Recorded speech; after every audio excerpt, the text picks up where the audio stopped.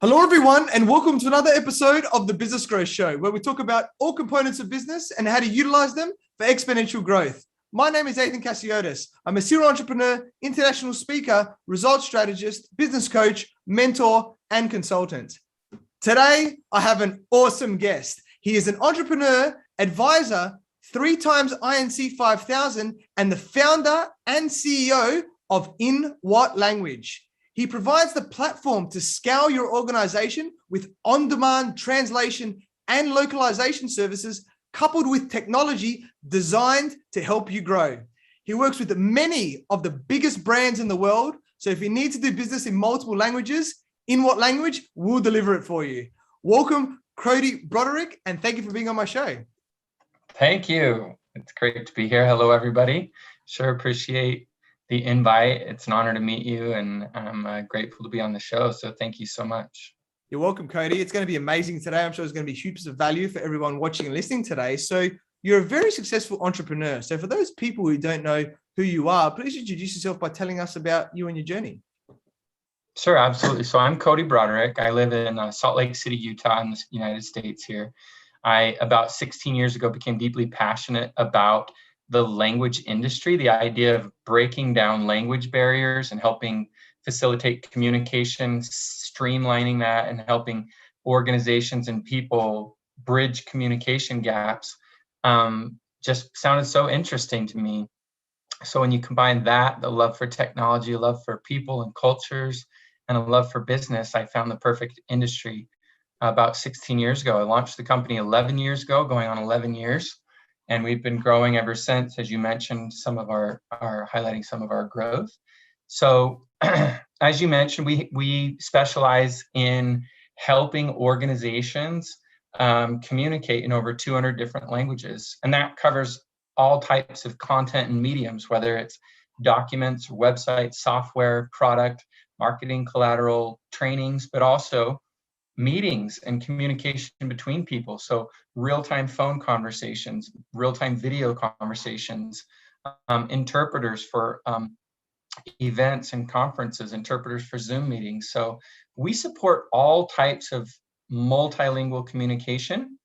And then we use technology to make that fast and easy, whether that is documents, text, translation, videos, if you need voiceover, subtitling, things like that, or if you want to connect, we can help you. So along the way, my journey, I've been a journey as an entrepreneur, but then you get thrown in the front seat to moving into what leadership really means. So the importance of actually showing up as a leader at your organization. So I've got my undergrad in finance. I went to grad school for information systems.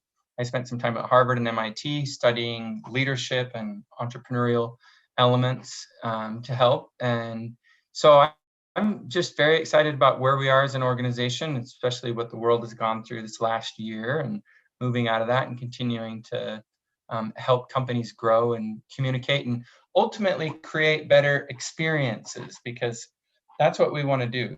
Is create much better experiences for our customers in different languages as users are engaging with their products and their services and whatever's going on. So that's a little bit about my story.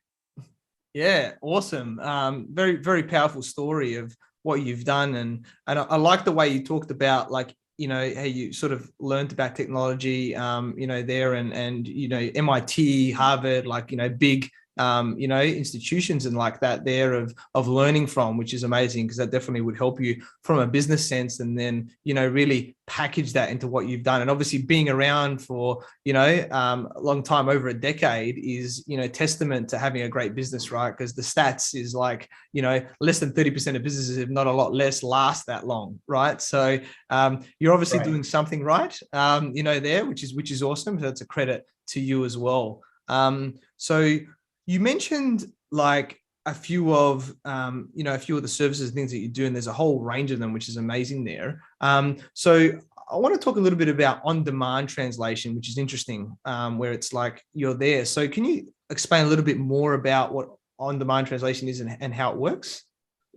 Absolutely. So on-demand translation we can kind of look at it in two ways: either some type of document or a PowerPoint file or a piece of content, right? A website page, a product manual, something that you need done rapidly. We have a platform that our customers can join and log into, and then load over 50 different file types and have the ability to immediately get an estimate and start a project and get that translated and get that moved and have it turned around rapidly. Behind the scenes, on the back end, we're working with over 10,000 linguists in over 100 countries that are vetted, degreed, certified, credentialed, and they work on language and then subject matter. And then we have a pool of project managers that helps facilitate some of that. There's a lot of automation and a lot of AI and things built in. Our system learns and gets better the more that we use it. So that's on the content side. But then there's also that real-time engagement that needs to happen for communication like this. What happens if there's a language barrier and you're at a hospital, or what happens if you're at a nursing home and or a doctor's trying to communicate with a patient in lots of different languages. So we also have an app. We have a technology that you can use 24/7, 365 on any device that covers 200 languages, and you can connect to someone in about 20 seconds. So the applications are, widely used in medical and healthcare fields, in legal instances, education, schools, parent-teacher conferences, things like that. So we're bridging the gap of rapid translation with content as quick as possible in a platform environment. We save all that content so we can leverage it for future use. So we're not charging our customers for things we've already translated. And our linguists are adapting and evolving, and they're learning quite a bit better in addition to what the AI is doing. So we drive translation costs down, we increase the quality, and we get it done faster. And then in the real-time scenarios, there are just a wide array of options. If you have, for example, an event with 10,000 people, but 5,000 people are on site and 5,000 people are going, hey, you know what? I want to attend virtually. So how do you manage that? And let's say it's in 15 different languages. How do you manage it for the people that are attending on site to put in headsets and the people that are virtual at home that want to link to connect? So we do that. We facilitate that. We can support, webinars with 200 people, or a small panel with 15 people, or real-time needs. So that's how we sort of look at on-demand, so to speak, in both content translation and verbal interpretation. Interesting.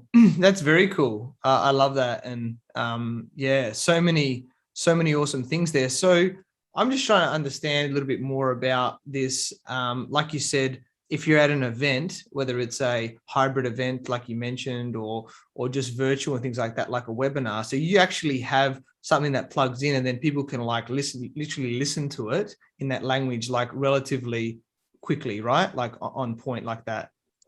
Absolutely. Yeah, you basically hit the nail on the head. You explained it perfectly. If you are attending a conference, the only thing you would get is a link, and you can log in and you select your language, and you can either listen or watch. So it's simple. For example, in years ago, we used to provide, simply use the link. It's just like joining a Zoom meeting.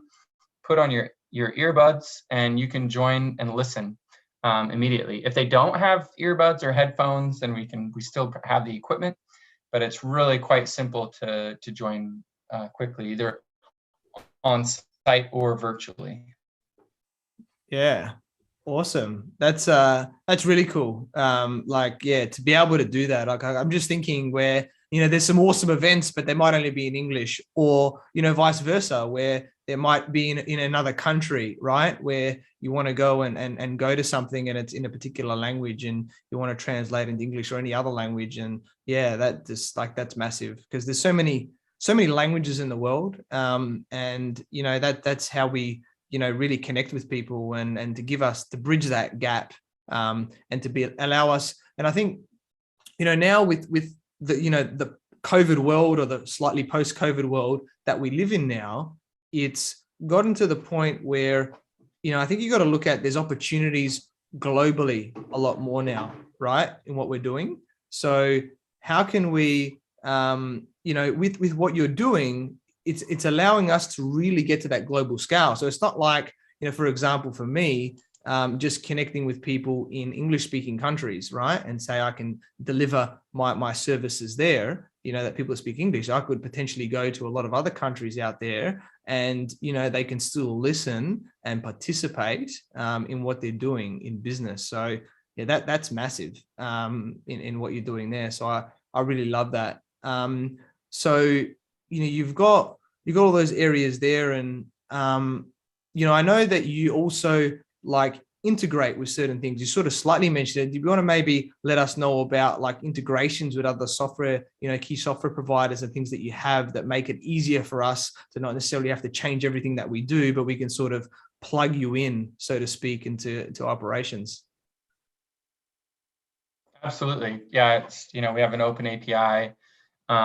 So it's quite simple to connect. We have a number of, high number of integrations that are already built to some of the most, well-known technology stacks that exist, that many of us are using in business.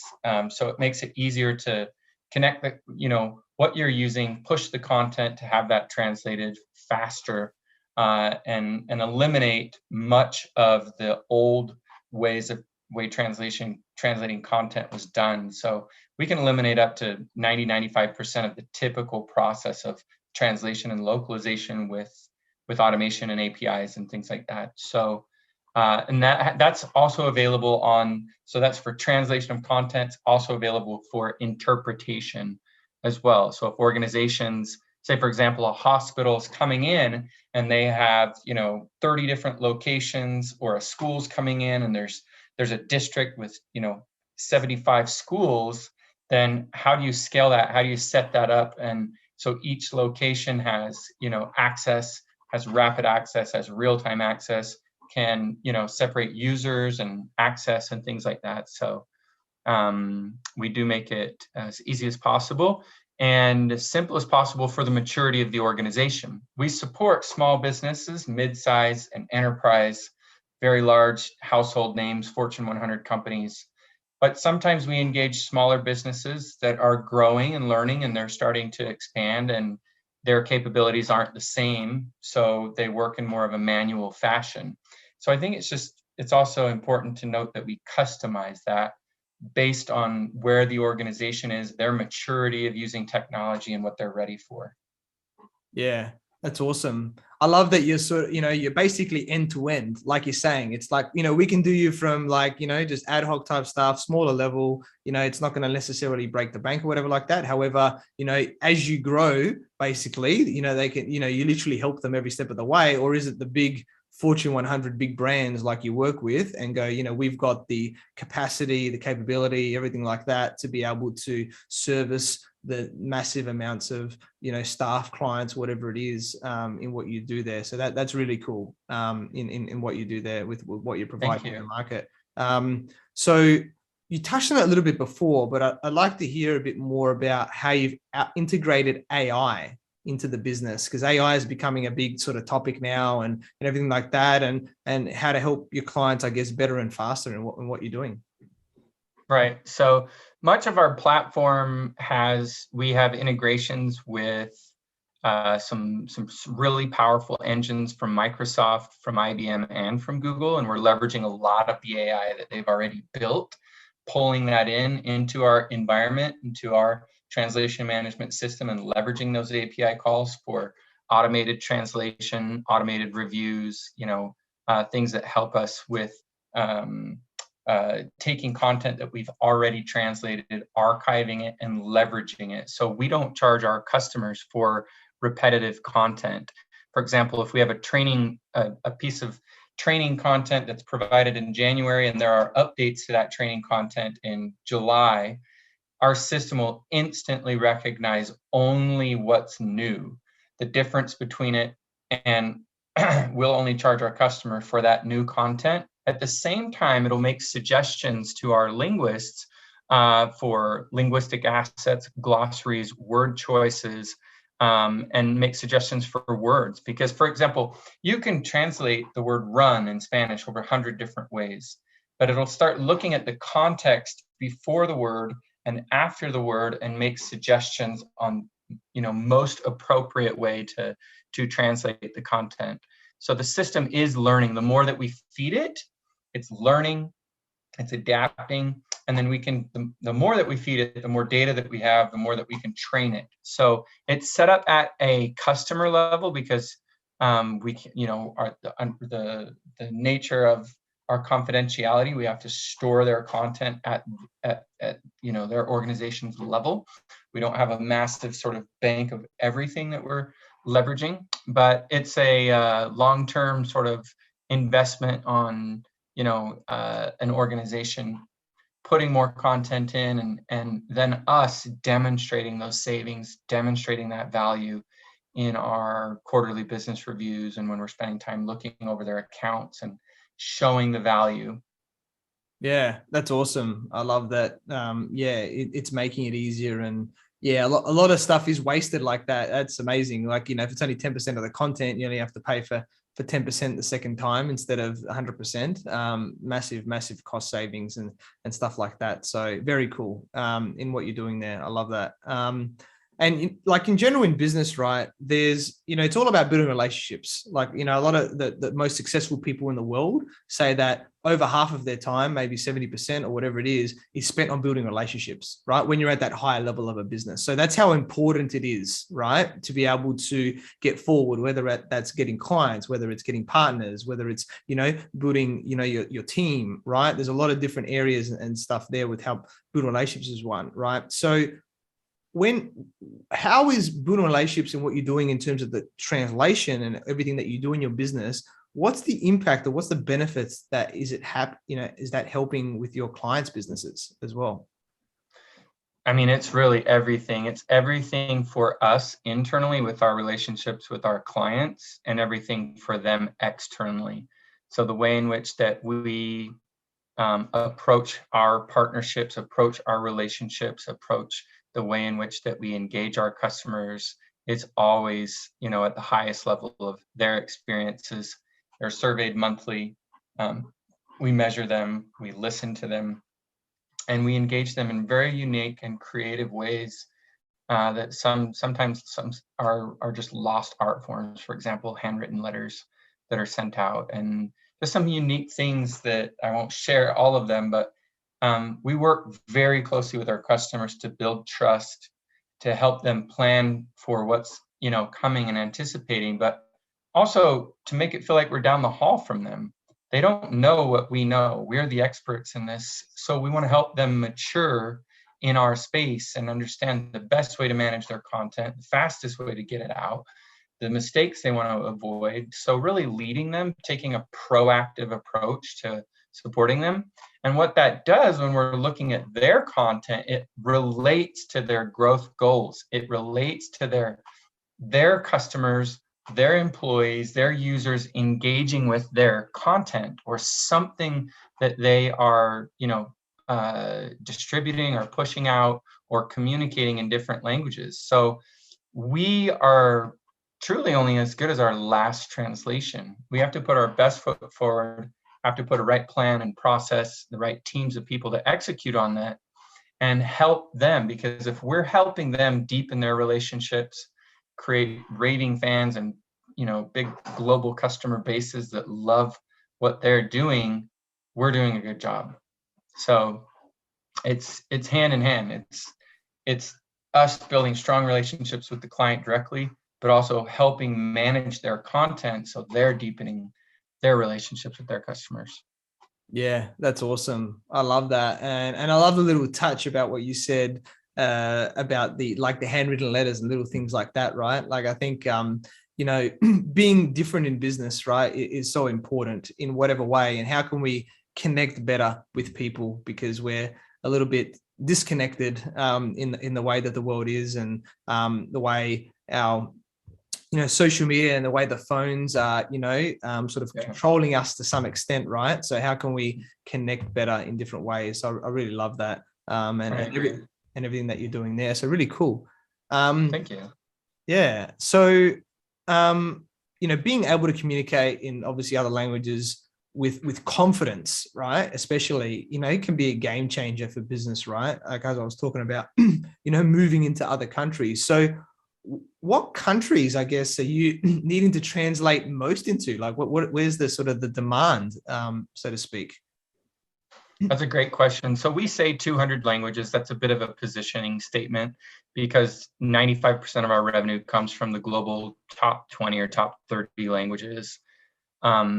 So we're working very heavily in Spanish, very heavily in Chinese, very heavily in French, Italian, German, Portuguese, heavily in a lot of European languages, and those are probably the top, but the global top 20, top 30 languages are where, the majority of the demand is.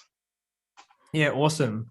Are you having to translate much in Greek? I'm Greek background myself, or I'm not sure. Is that happening much? A little bit? Yes, little bit? yes, yeah. There's some decent volume in Greek. Yes, it's when someone asks for a like Icelandic or Navajo or an Indian language, it gets really, really challenging. We work with a local school district, and at the school, they have 72 different languages of students. Far out. And so, yeah, supporting the teacher and the parents. The children learn the language really quick when they come into the school, usually like 5 to 6 months. But there's a big gap between what the parents can understand when they're trying to engage with a teacher. So we do get some unique languages.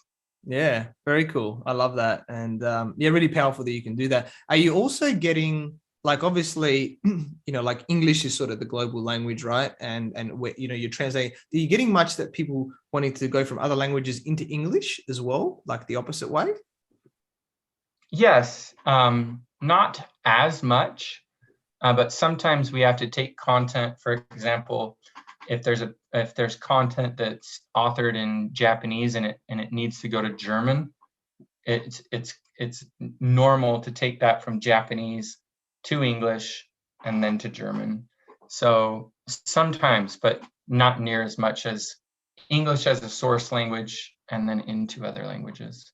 Yeah, it makes sense. And like you said, because you wouldn't necessarily have someone that knows both, like, the French and German or whatever it is, Japanese and German, right? Both languages they could translate directly, but translating it back to English and then doing that. So yeah, that makes sense in what that area is there. I was intrigued.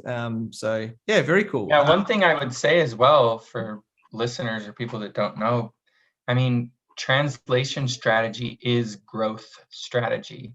There are a little over 4 billion people online right now, so a little more than half of the world. And for these smaller, mid-sized brands that are thinking about it, your target customers are 4 to 6 times more likely to engage with your brand if it's localized or adapted in their native language. Yes, if you're going to French and German, there's a large crowd that speaks English. That doesn't mean that they're going to engage with your product. And you might think that, well, I'm just going to leave it in English because they speak English. That's not the point. If you actually want ROI, if you want brand loyalty, if you want engagement, you have to translate it and support them natively. So it is, but sometimes translation's looked at as an afterthought, not part of a strategy. Yeah, no, really great point there. I love that. And so in a very simple sense, like just thinking of a smaller type business, right, that's wanting to get this going, like I say a website, right? Like, a lot of people use WordPress the majority of the time, right? Like, for their websites and things like that. So, is that something where you can easily basically integrate and then you get that little option of, do you want to translate into this language or something like that?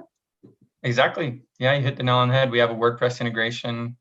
We have Sitecore, Drupal, Joomla. There's a lot of different content management systems that we have integrations with. They're quite fast to connect to, and then when users want to translate and localize, it's really quick.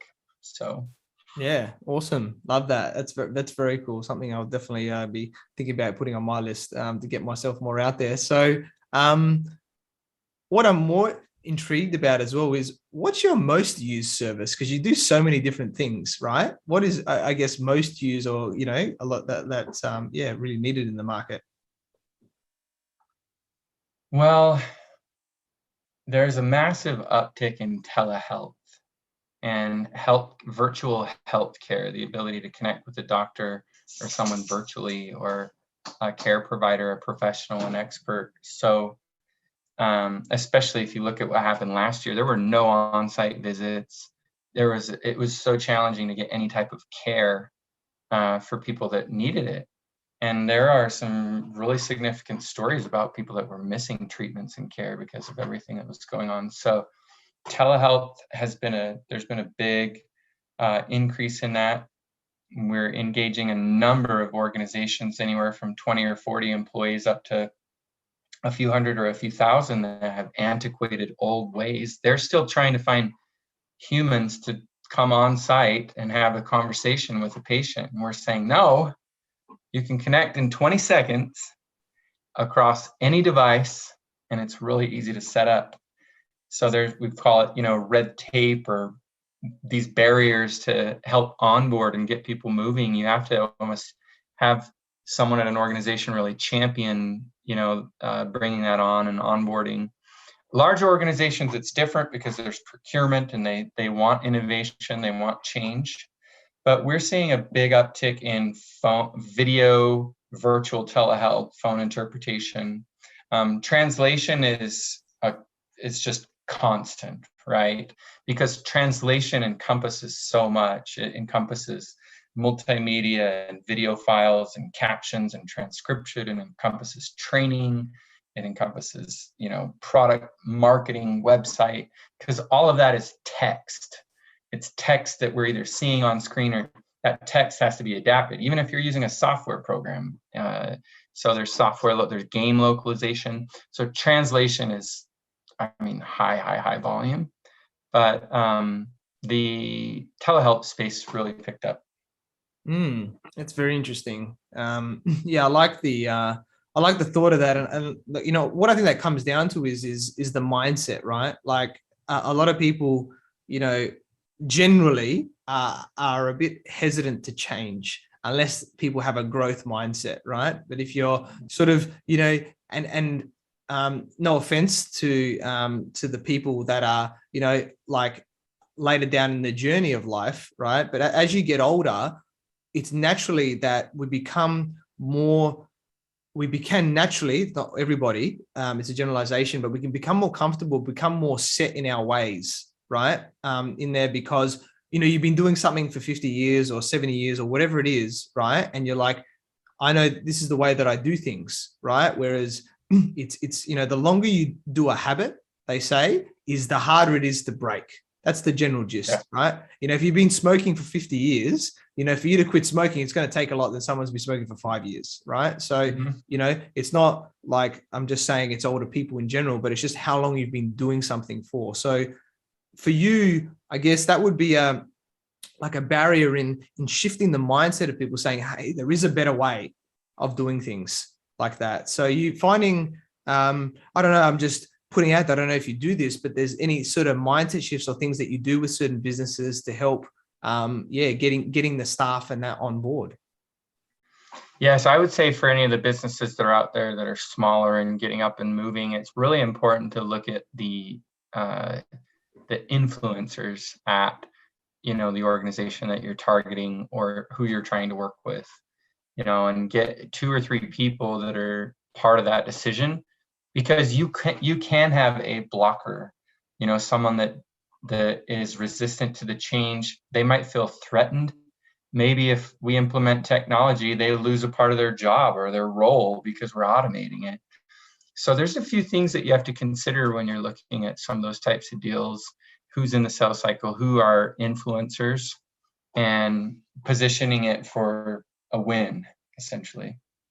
Yeah, no, really cool. It's very interesting the way it all works and stuff like that. And so I'm just thinking, like, outside of business and stuff wise, is there any focus on general stuff? Like, if there isn't, that's fine as well. Like let's just say, like a lot of people like to travel. I know that we're not traveling much at the moment around the world because of the situation. But basically, if we want to do that, is there any methods of you? I don't know if you currently do this or anything like that, about like helping people if they're wanting to travel and stuff and be able to understand more about what's going on, whether it's before, during, or after, or anything like that as well?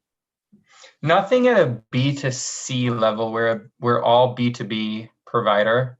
That's a common question because people are like, oh wow, if I go to France and I need to order some lunch, I can pull your app up, right? So that we don't do anything to support B2C, at least yet. Yeah, that's all right. Like you said, it's a good question to ask, right? Because some other people might be thinking about it. So more about business guys and making a bigger difference, right, on your team and the people that you're serving, with your products and services and things like that, where communication is really important. So now that's really awesome. And I guess, when you've implementing this into businesses, and let's maybe, because the majority of people are not going to be from the Fortune 100 companies, right? That listen to this, they're going to be small, medium type enterprises or somewhat large. When you're implementing this into the businesses and things like that, what challenges, what issues, what mistakes maybe are you finding that people are doing that's maybe holding them back or things like that into really getting the most out of it as well? Well, early on, proper market research to understand, well, why would I want to go to France over Germany? Or why would I want to go to Portugal over Spain? Or why do I want to do all 4 of those locations at the same time, right? What does the investment look like into moving into those areas? And then, is the team in place to help kind of support what needs to be done to get content translated, to get it up, to support it if people having questions and from a customer support perspective, if they're looking at social media. So I think it's, I think it's just important for organizations to understand, first of all, it's very smart. I mean, the world is shrinking every day. You should be out there. You should really be looking at global markets, but just, build out a plan where you can start to really measure how you do on 1 or 2 or 3 markets. And as that goes well and you get your feet wet, then scale it, nail it and then scale it, then go into some other markets. I see a lot of organizations that are like, we're going to go in 20 languages, and we have to, step them back and say, look, that's music to our ears. We love that. We would love that. Help us understand what this looks like from an internal standpoint. What languages, what markets have you gone to already? What's the goal here? So coming in as a strategic advisor and kind of consultant that way, but just making sure they have a real go-to-market plan and strategy. They can, at least in the United States, there are a number of open door resources that our government provides to help small businesses and mid-sized businesses do that, from free market analysis and free market research to helping find people that are in country. Like I could go to our local, it's called US Commercial Services, and I could say, hey, look, I need X, Y, and Z in Sydney, and this is the output that I'm after. And much of that service is free, if not really low in cost. And some businesses don't even know it exists. Who else could you better have than the US government going in market, leveraging their relationships and their strength to try to help you grow?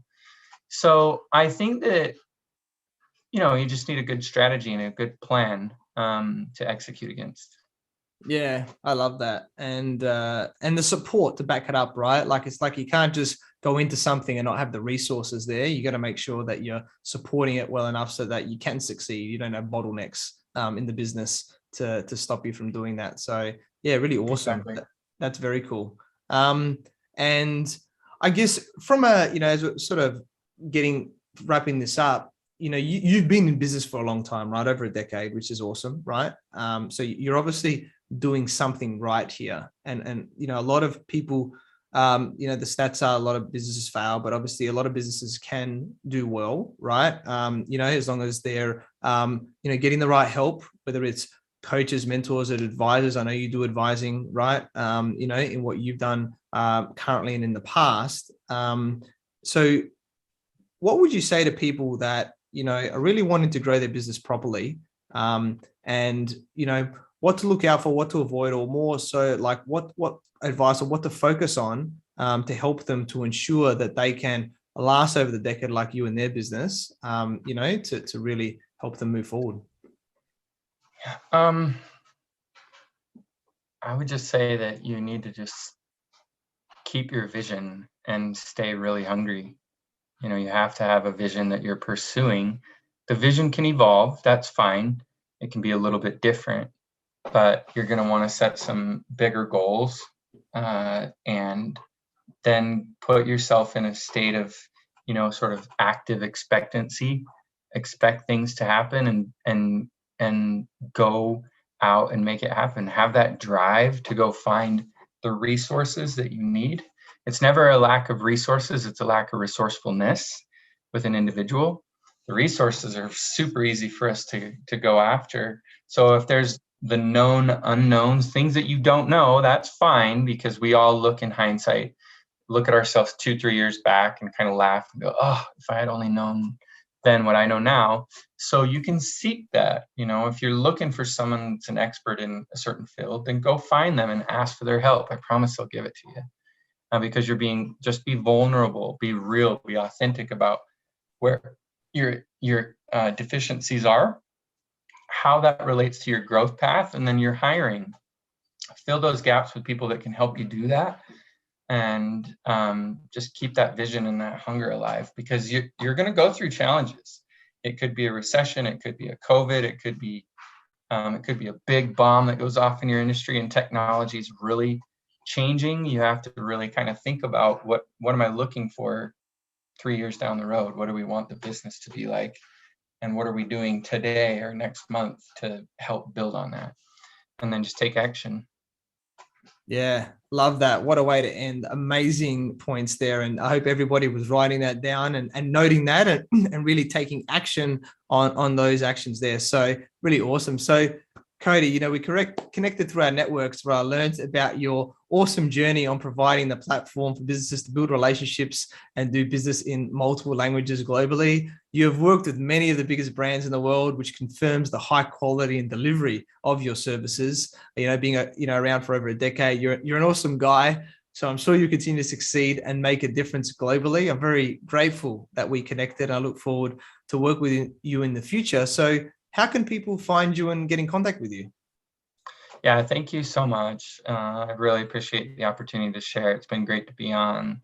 So thank you. Appreciate that. So you can go to inWhatLanguage.com. That's our website there.